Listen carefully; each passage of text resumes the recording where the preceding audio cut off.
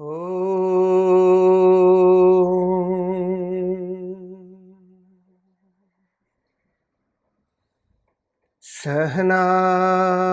Vavatu Sahano Bhunaktu Sahaviryam Karavavahai Tejasvinavadhitamastu ma vidvishavahai. Om Shanti Shanti Shanti.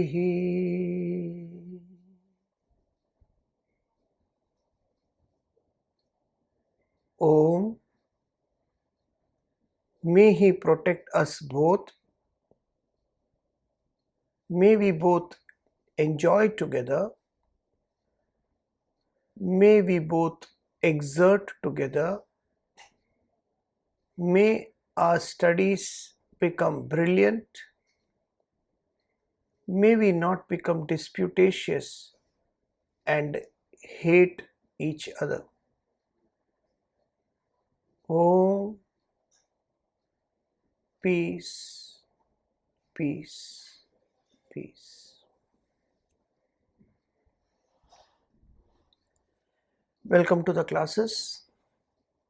So, we are trying to understand the whole theory of creation. This is one of the most difficult concepts of Vedanta. Not only to explain it, but to even understand it.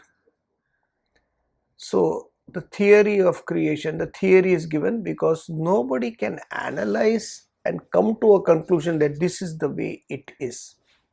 So it seems. It's always considered to be so it seems. So how do you go about it? What was the theory? Chidananda Rupa Shivoham Shivoham. I am that supreme reality, Brahman. It starts with that. When Brahman is not understood as Brahman, there are conditions within the state of Brahman itself which prevents anyone to understand what Brahman is.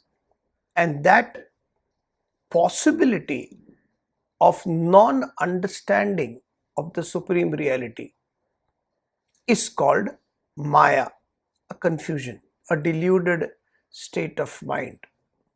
We did this, okay? So I am just revising so that you get to know the gist of how we are going ahead. So Maya is the blockage through which I can't perceive the self, Brahman. Maya has these three qualities, just as Brahman has the three qualities of Sat Chit Ananda, truth, existence and knowledge. Similarly, Maya has the three concepts or qualities of Sattva, Rajas and Tamas. Okay? It is composed of Sattva, Rajas and Tamas. Now, when it is composed of Sattva, Rajas and Tamas, then Sattva, Rajas, Tamas begets the five elements, the nascent elements of space, air, fire, water and earth. Okay. So Brahman, not understanding Brahman as Brahman, is the reason being is Maya. Maya has these three qualities of Sattva, Rajas, Tamas. From Sattva, Rajas, Tamas are the nascent five elements, and this combination of both of them, Sattva, Rajas and Tamas with the nascent elements, bring out the world. How we did that? The sattvic content of the five elements brings out the five sense organs of perceptions: eyes, ears, nose, tongue and skin, as well as the total sattvic content represents or begets the intellect, buddhi, mind, ego and memory, chitta. So Basically, the subtle body and the organs of perception are created by the sattvic content of the five elements. The rajasic element of five elements consider to be the five sense organs of action: hands, legs, mouth, anus, and reproductive organs. The combination of these five rajasic elements are manufacturing or making what we call the five pranas: prana, apana, samana, vyana, udana. We have all done this, so you can go to the previous talks and just see how it is. The tamasic aspect of the five elements represent what it makes. It makes the gross world. It makes through panchikarana. Panchikarana is just a technical term to talk about division. Okay, so the five elements are divided into a particular order: 1/8, 1/8, 1/8, and the half of it, and each and everything makes the five elements. The five elements which we know: space, air, fire, water, earth, not in the nascent form, but what we know. And the combination of these five elements makes the gross body. We have done till that. Okay, so all the three gunas and the combination of the five nascent elements brings out the subjective person in me, the person whom you are talking or listening to, the subjective person of the body, mind, and intellect, as well as the five elements are responsible for the creation of the world.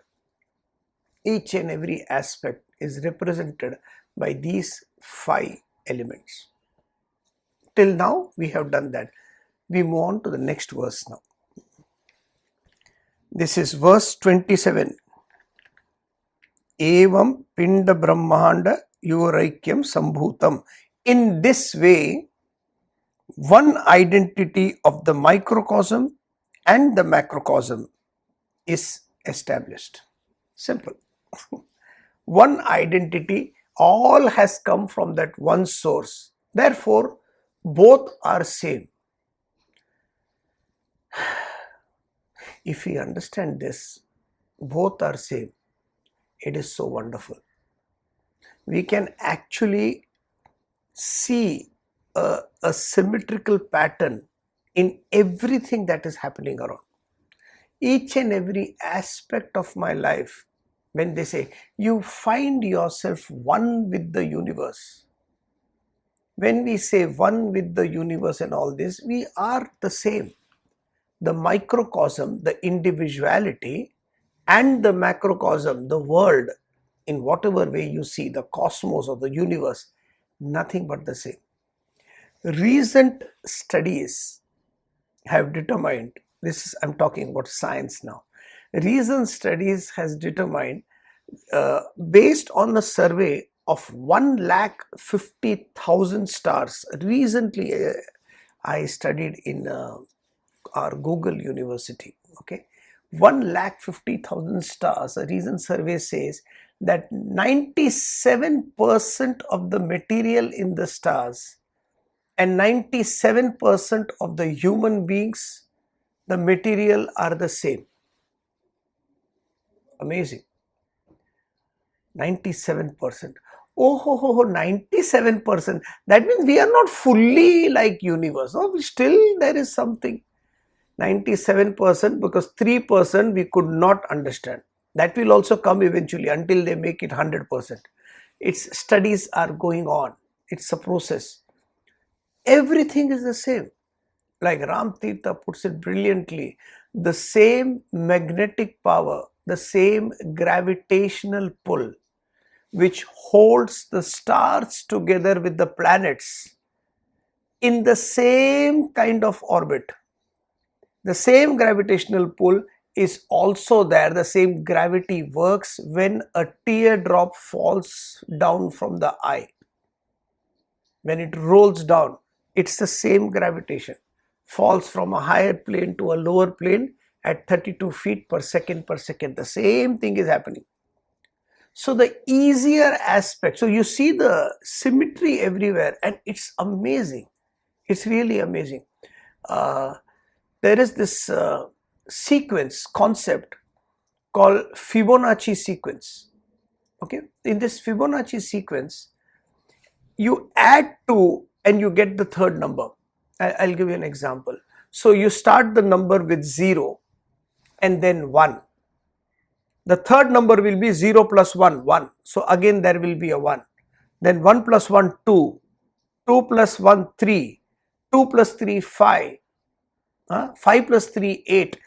You can write this down. So it becomes very, very easy. And you see that there is a sequence going on, and the same sequence keeps on repeating. Same sequence. Fibonacci is the same sequence going on. So it will keep on going, and every time you add the previous two numbers, you get the third number. Okay, this is the sequence. In this sequence, there is something considered to be what we call the golden rule, or the golden number, or the divine number, whatever way you put. Whenever you pick up any number, okay, like supposing I pick up 8, and 8, so 3 plus 5 becomes 8, 5 plus 8 is 13, 8 plus 13 is 21. It goes that way. So if I pick up 8, and if I divide that 8 with the previous number, that is 5, more or less the number that comes in hand is 1.618. Every time you pick up a number in this sequence and divide it with the previous number, more or less the number comes at 1.618. This is called the golden ratio, the golden rule, or golden number. This ratio is so beautiful, and it is said, it is proved actually, that it is there existing everywhere. They have given the examples of flowers, and in the flowers the same ratio exists. In the seashells, which has got those concentric circles around it, each and every circle on the higher order, you divide it by the lower order, the length and the breadth, again the ratio comes to 1.618. When an individual's hand from fingertip to elbow and from elbow to the shoulder, you divide it, the number comes to 1.618. From the head to the waist, and from waist downwards till the tip of my legs, the toes, if I divide it, the number is 1.618. Divine number. So there is a tremendous amount of uniformity in whatever is happening between the universe and the individual. Both are created by the same material. Bhajagovindam puts it beautifully.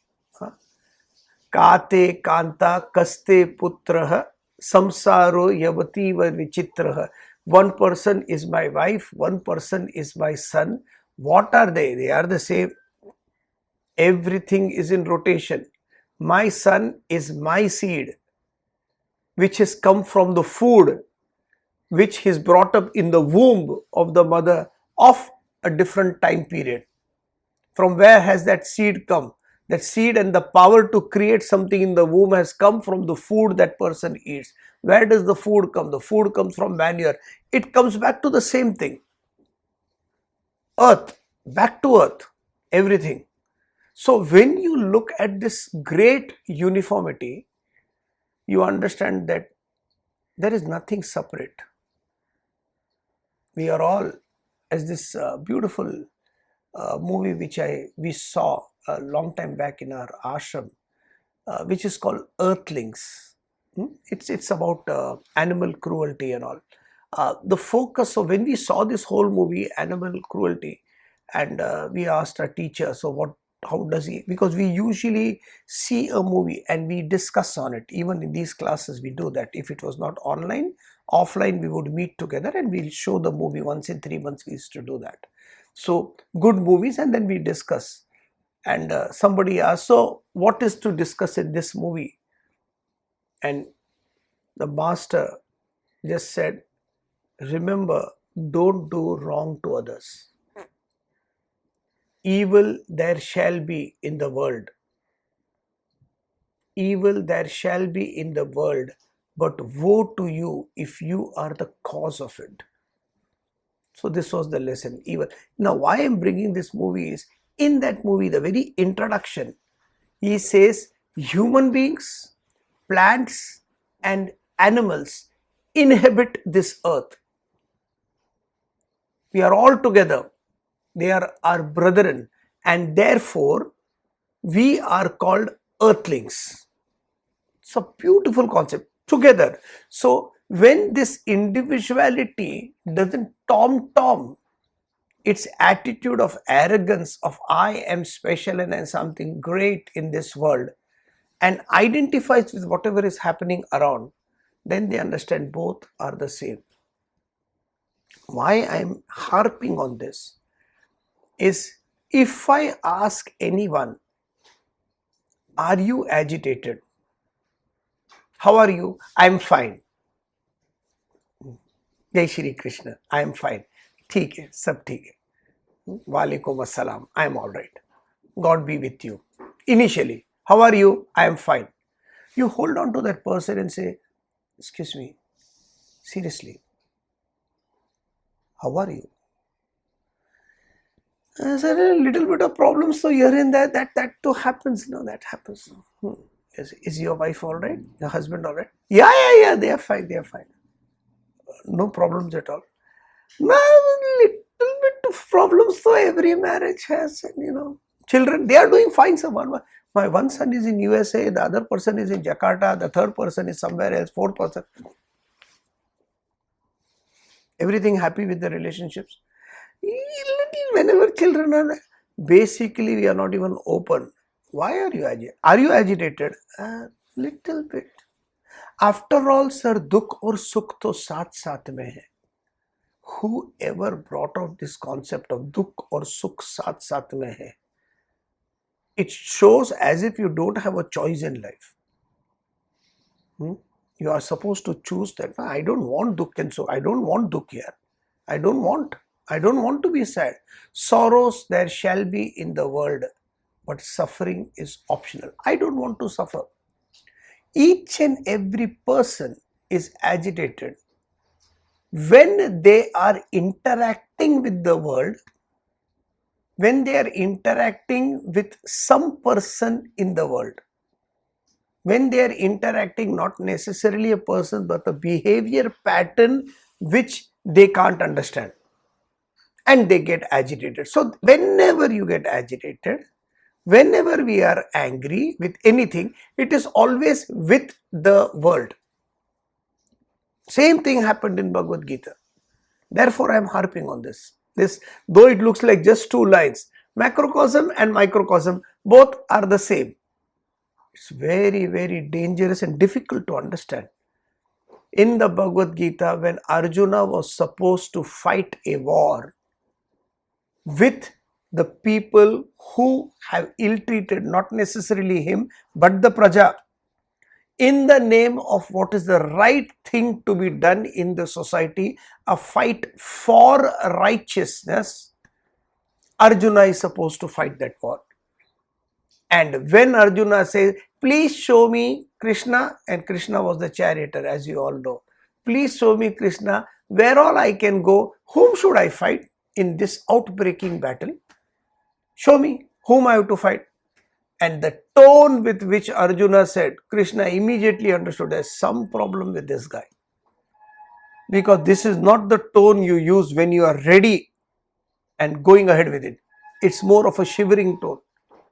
And he knew the mental state of this Arjuna, and therefore he took Arjuna right before the two masters, Drona and Bhishma, and said, these guys you have to fight. See, if he had taken that chariot before Duryodhana and Dushasana, then things would have been different. Jayadratha, Jarasandha, things would have been, he would be geared up, said, let's fight. He did not do that because he knew that he is mentally not ready. So to show before these two great masters, he says, listen, one person is your Pitamaha. Pitamaha means your big father, granddaddy, because he didn't have a father. Pandu had died. So Yudhishthira and all these Pandavas didn't have any father. Arjun didn't have a father. Dhritarashtra was again uncle. Here, this was the father figure. Bhishma, you have to fight that. And other side, your own guru. You have to fight these guys. And that's where he collapsed. The fear of not, oh my God, how can I kill Dronacharya and how can I kill Bhishma? That's what it says. It doesn't mean that. He can't kill Dronacharya because Dronacharya was a guru. He knew everything, whatever Arjuna is going to throw at him. Second, Bhishma had an Iksha Mrityu, a person who says, I will die only when I want to die. So when he says that, there is no aging for him. He's still young. He's still young. He's got that Vardhan from the Lords. So the idea is these two people, if they fight, what will happen to our children? My children are here. Abhimanyu is here. They will all decide. And he throws the weapon down. He gives a lot of reasons in that chapter 1 and says, I can't fight. Krishna can either keep quiet or say something. In Vedanta, the concept is knowledge is never given. It's taken. And he says it. Just gives the open door. Just 2 verses he says and stops. Because it needs to be surrendered. When you want to listen to a knowledge, there has to be an attitude of surrender in the student. Kutastva kashmanamidam vishame samupastitam anarya jushtama swargyam akirtim karamarjuna. Chapter 2, I think so, it's verse 2. He starts. From where has this agitation come in a crisis like this? From where has this dejection come in a crisis? So supposing you are crying over something that has drastically happened in your life.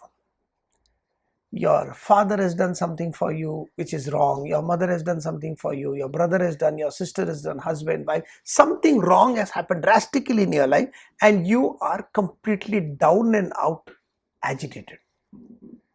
You're crying.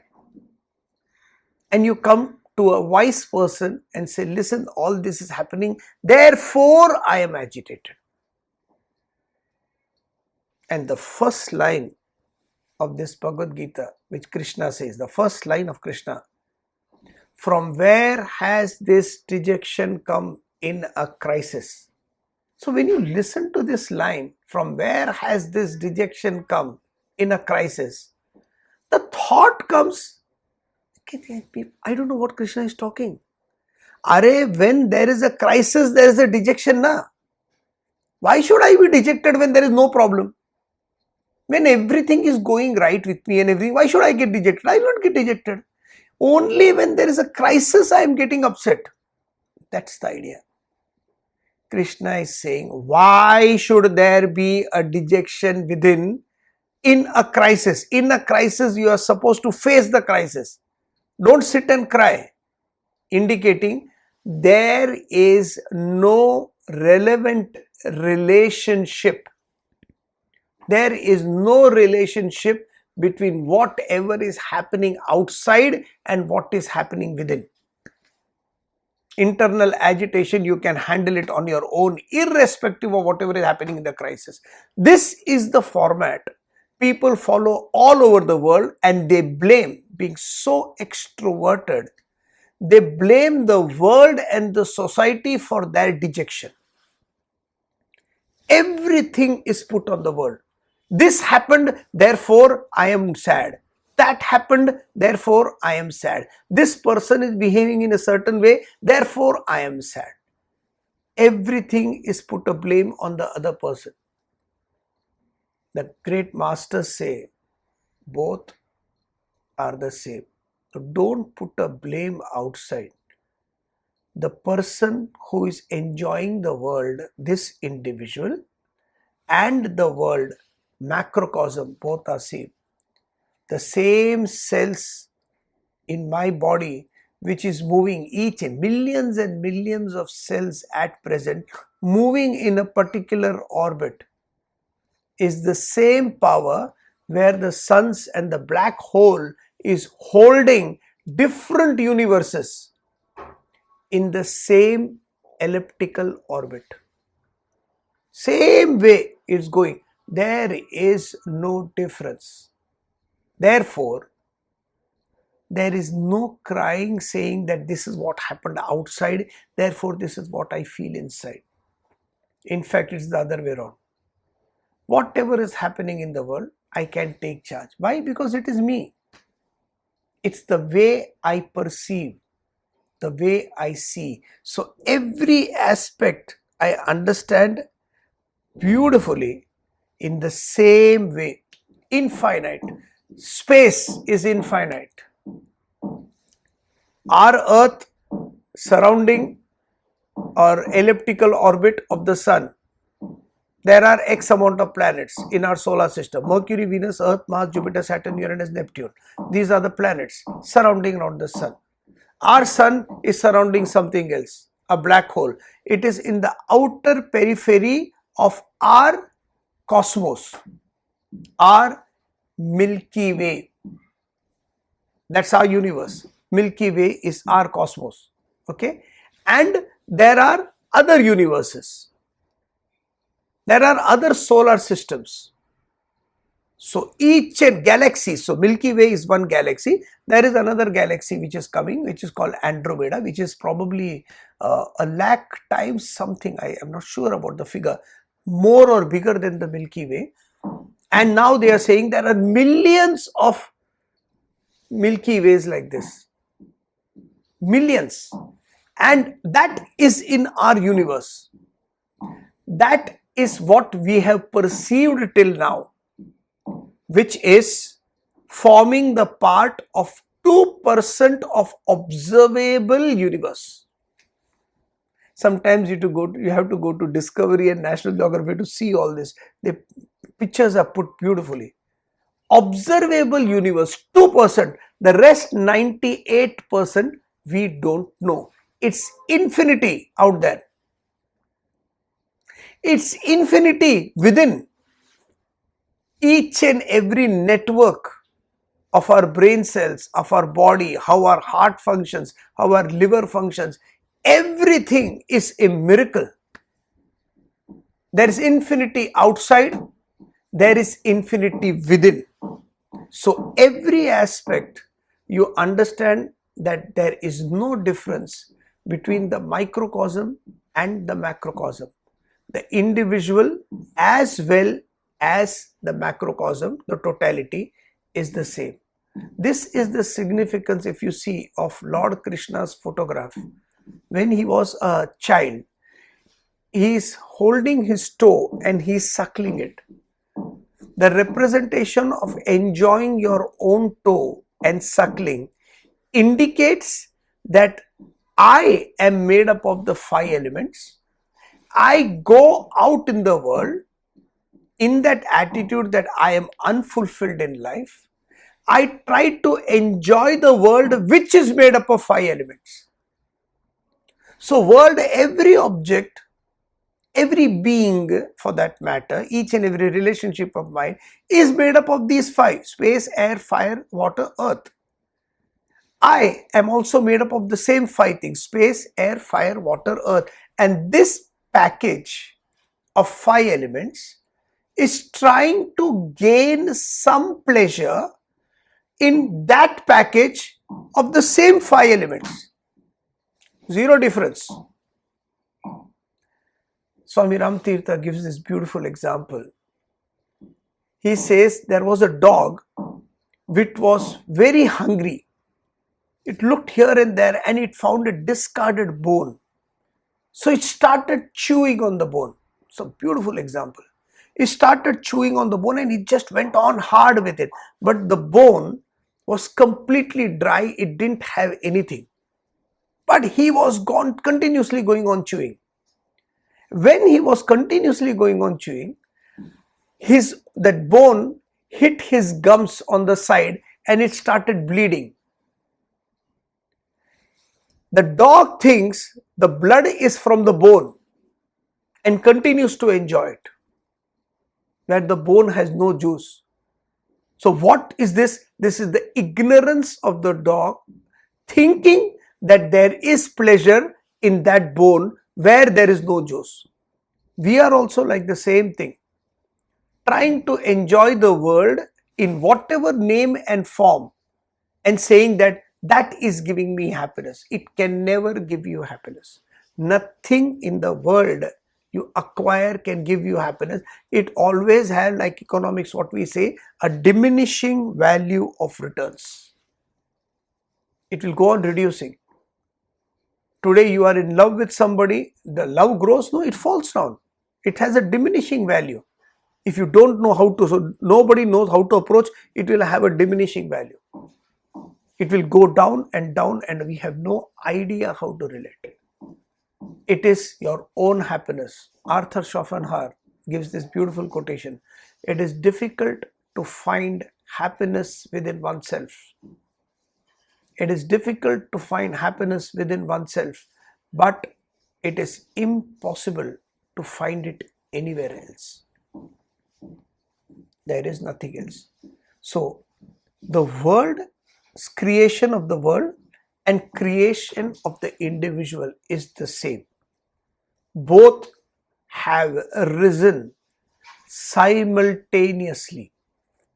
When was the world created? The world was created much before humans. We have no idea. It's just theories going on. The theory, the human being is created or the world is created? We have no idea. What about God? Yesterday one child was asking in the children's class, "Sir, who made God?" So sweet. Hardly 6-year-old child. Who made God? We don't know. We made God perhaps. I don't know. Nobody knows. It's a wrong question. There are so many things to understand that both are a matter of creation. Therefore, the macrocosm, the world, the entire world and the universe with it, as well as the microcosm, is no different. We continue with the next verse. 28. Jiva and Ishwara. A new concept has come, so we'll spend a little time on this to understand. The reflected Brahman identifying itself with the gross body is the Jiva. The self conditioned by ignorance, Maya, is called Ishwara. Jiva takes himself to be different from Ishwara. Underline that if you can in your books. So maintain a sort of a notebook where this becomes a textbook for you. So underline it. The Jiva takes himself to be different from Ishwara. As long as the understanding that Jiva and Ishwara are separate remains, there is no redemption from samsara in the form of repeated birth and death, etc. Therefore, the notion that Jiva and Ishwara are different should not be accepted. So, what is Jiva? What is Ishwara? Sir, how can you say we create the world or I create the world? So many times you have told this. When you open your eyes, you see the world. When I close my eyes, I don't see the world. Therefore, I have created the world. How is it possible? Impossible. One puny individual like me creating this whole. Are you telling me I have created these mountains? The moon, the sun, the star, the universe, my relationships? Yes. Are you telling me all the stress, agitation, depression, nervous breakdown, whatever is happening in the world, I have created? I don't agree, sir. Too much. Too much. So many people are there. Millions of people are there in the world. How can I have created all of them? They are there, no? Acha. Then the master since there is nothing to do after that, because you are not accepting that you created the world, he brings another concept. They are there, na? The world, na? The whole world is there, the universe is there, mountains, moon is there. Yes, yes, yes. So what happens is, we individuals now, when Brahman, the supreme reality, enters the gross body of an individual. Okay, now there is Brahman, the supreme reality. Do you get this? Yes, sir. That supreme reality, when it interacts with this physical body, it is called a Jiva. One individual. Understood? So God, when that God power reflects on one gross body, that is you or me, then the expression through that, it is called Jiva. This I understand. So Brahman plus me is Jiva. Hai na? Yeah, okay. But there are so many people there. Okay, wait. Brahman plus so many people, so many objects, so many beings, so many things that is happening, when it functions through that, all that is called Ishwara. So when Brahman, the supreme reality, is functioning through all, I like the way sometimes children talk, everything, through all the ice cream, through all the good food, bad food, through all the people, through all the world, mountains, stars, everything, Brahman functions through them, then it's called Ishwara. Wow. And when that Brahman functions through this gross body, it is called Jiva. We have created a separation. So now there are two things. See, our own foolishness. Through Maya, we have created Jiva, one Jivatma. That Brahman, small power it puts in me, and that power which enlivens me is called Atman. Brahman, in its small spark it sends into me, it is called Atman. And this Atman functions in coalition, in combination with this gross body, is called the Jivatma. But all the people and all the power, when Brahman functions through that, it is called Ishwara. Got it? Yes. Therefore, many people, many gurus, when they talk, they say that everything is done by Ishwara. Somebody is there to take the whole thing, to organize everything through so many people. There has to be something, right, sir, in the world. There has to be some law of karma, something which comes back into your life. How come you just talked about the divine principle 1.618? How is that? Who is managing this? How is that happening? How is that perfect mathematical precision in every life? There has to be somebody who manages it, right? Not everything I can do. Okay, you say with Vedanta all the problems are solved. I agree, sir. 97% I agree.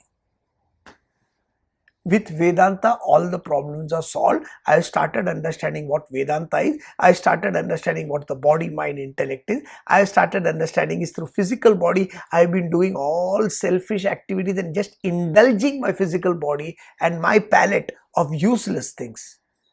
With my mind, I just got attached to all and sundry in my life. Everything around me. And with that attachment, I have been suffering, sir. Too much attachment in the name of love. With intellect, sir, where is religion? I can't see a single person who is religious, sir, who understands what is dharma, who is doing good. Everybody is spoiled. It's all mechanical rituals. They either, the pundits come and they say you have to make a ritual, or the whole religion is made into blind superstitions. Cat crosses and something will go wrong. Octopus will choose who wins the World Cup. Everywhere it is superstition and superstition. The whole world is divided into this. So intellectually, all these wrong beliefs I have entertained, I really don't know what religion is, what religion is supposed to do, what dharma is supposed to do. Everybody is quoting the Bhagavad Gita in their own way for their own benefits, to make their own bank balances. Not a single person is interested in self-evolution. So in body, mind and intellect, I have all spoiled, sir, that I know. How to get out of it, how to move on. This Jiva is an identity, independent identity. Now I have understood that. This is Atman, yes. And then when I will die someday, not now, okay, but maybe after 300 years, maybe, yeah. So after 300 years when I die, body will become old, it will die, and the Atman, like a butterfly, it will fly away and it will go to Brahman. And there the Brahman will decide, hey, Agya, you have come, where do you want to go? I want to go to United States of America, or maybe, Germany, or maybe, and then he'll say, you want to tour? Go and come. So this is going to happen. Vague concepts about life. Vague concepts. So we have made the distribution again. Since I can't understand that this Jiva is nothing but the Supreme Personality, it doesn't have an independent existence. It is Brahman. Hanuman was asked this, what is your relationship with Rama? And he puts this beautifully. He says, Deha buddhya tu dasosmi, Jiva buddhya twadam shakaha, Atma buddhya tvamevaham, iti me nishchita matihi. I understand this perfectly. What? Deha buddhya tu dasosmi. When I see my physical body, just identify with my physical body, I am your servant. He is saying to Rama, the Purusha, Purushottam, I am your servant. Deha buddhya tu dasosmi, Jiva buddhya twadam shakaha. When I see my Jiva, my individuality, then I am a part of you. I am a part of you. You are the full part. I am but a part of you. Atma buddhya tvamevaham. When I see myself, that which enlivens me, my Atman, and then when I look at you, tvamevaham, you and me are the same. That's it. When I see so these three schools of thoughts are there in the society, and all the three schools of thought are constantly fighting with each other. Constantly. The first school of that, Deha buddhya tu dasosmi, I am your servant. I am a bhakta. For a bhakta, there has to be a person, an altar where they can bow their head to. Me and you cannot be the same. You are all Krishna. How can you say that, sir? Me and Krishna. Kuch bhi, anything you say. I am just a simple person, sir, living in the world, trying to make both ends meet. I can never be him or her. You think I can be a Durga Mata? I am just a housewife. You know how many years I have been cooking and serving and washing clothes, taking care of my children and husband and in-laws and parents. I have done everything. But there are so many people who are struggling, and so many people came and hurt me. I did not say anything to anybody. They went on hurting me, sir. They rubbed their feet on a carpet constantly like me. They went on hurting me. I didn't say anything. I just went on doing my duty. And the lady is crying. Amma, you are Durga Ma. You are a Kali Ma. When you meet good people, be good. Don't necessarily show your power. But when the bad one comes along, like Mahisasur, then the same lady, the same Parvati Mata who's sitting very happily with her husband Shiva and the two jokers, children, she takes the roop of a Durga Mata, rides a lion and kills that Mahisasura in any form. Have that power, that potential to fight with the situation. Don't sit and cry, this happened, now what?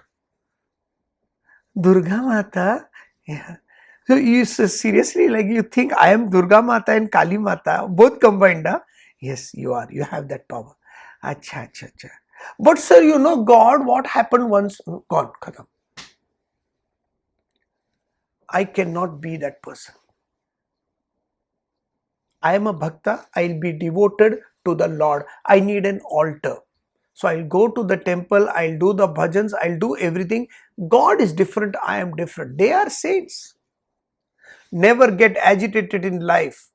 There are people I know personally, they have never been agitated. They are always happy. For past 10, 20, 30 years, they have always been peaceful. You can also be happy. Swami Ram Tirtha puts it in the first topic itself, in the preface. A person like Rama is capable of achieving the state of self-realization, then what to say of intelligent people like you? He actually makes this statement. What to say of intelligent people like, if a person like me can do, what about you? They can do, sir, Ram Tirtha and all these people, because they are all saints. No? They get special powers from Brahman. Nobody gets anything special.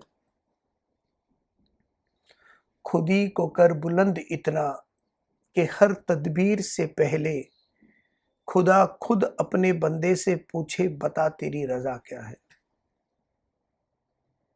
Make yourself so strong that whatever you are doing in the world, you are doing it so accurately, so beautifully, so gracefully, that Lord should say, what do you want, boss? It's a brilliant work of art you are doing. Each and every one of us is an artist.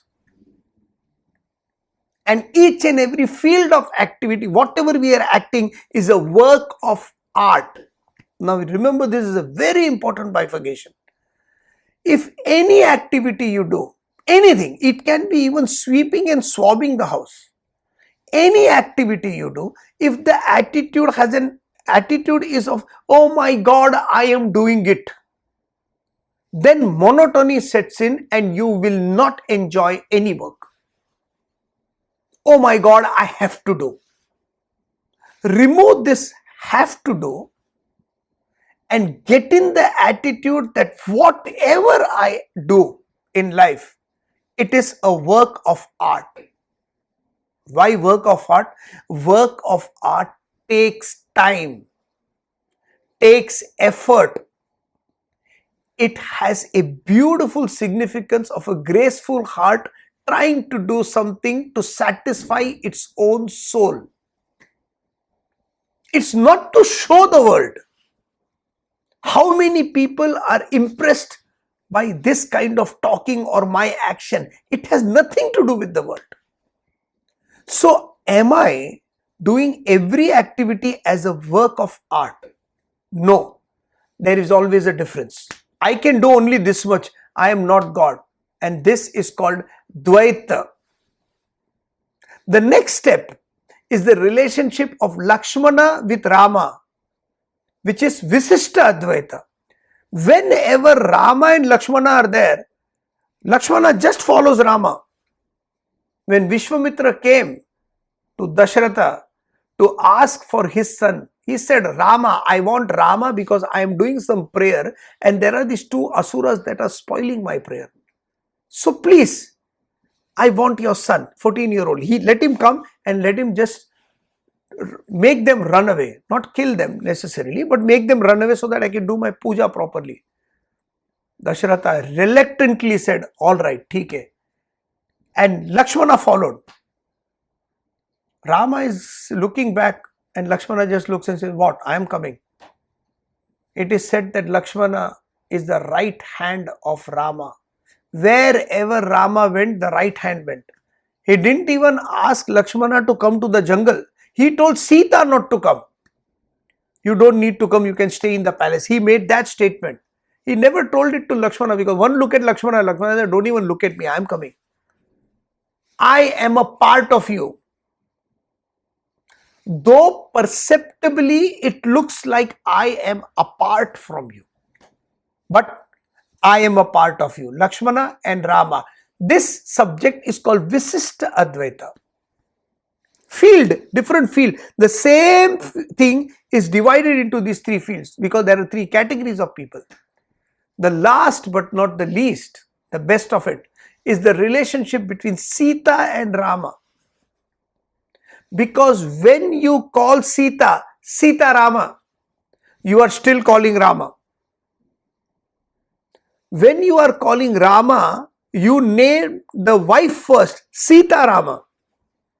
The identification with the individual and the totality is complete. There is no individuality. There is only totality. There is no Atman. There is only Brahman. Now, what happens with this kind of a thought? I stop thinking from the point of view of I am this limited, very finite personality and I can do only this much and no more. The idea is to raise yourself towards the level of I am that infinite personality. And there is no end to what I can do and achieve. And the beauty is each and every action, there is no expectation what the world is going to do for you. If I love somebody, I love with all my heart, without even thinking whether the other person is loving me or not. I love with all my heart. When I do a particular activity, I do it with all my heart. What others are doing is up to them. Whether people are understanding the genuinity of the cause or not, it really doesn't matter. I do everything from the very best of my ability. Imagine if every individual thinks like that. Then you understand that there is no Jiva, a separate identity. There is no Ishwara. This concept is given only so that I have not understood this world is still existing. Therefore, there must be some caretaker in the world and that caretaker is given a name called Ishwara. That's all. Otherwise, Jiva and Ishwara, once you understand there is a difference. If we understand, yes, there is a difference, there is a higher force that is taken care of me, you have not understood the most important force in your life, which lies within yourself, your own self-effort. We'll rely on everything. We'll rely on every aspect of the world. We'll rely on every therapy. We'll rely on every medicine. Everything is relied on. This is important, I have to take it. This is important, I have to do. This is from people who are talking, but not a single person says, please improve your immune system. Here, Rectify the thought. The whole book of Yoga Vasishtha is based on rectify the thought. When you rectify your thought, you understand that this is a physical body, but in and through this physical body, there is a power functioning.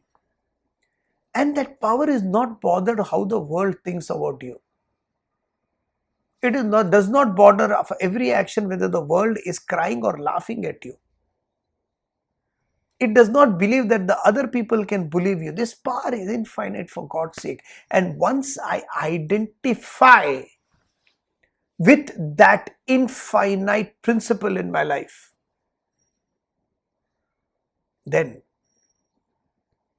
limitations becomes no limits. Finite suddenly turns into infinite. Actions suddenly change form from what will I get to how much more I can contribute. Like a great master said, when I die, in my tombstone, it will be written 19XX some year hyphen 20XX some year. And my whole life is determined by that hyphen in between. All my fights, all my relationships, all my love, all my hatred, all my agitations, all my accomplishments, each and everything is summed up in that one small hyphen. Therefore, sir, in my life, I'll try to do the maximum good in this hyphen as much as I can to make it more memorable. That's all.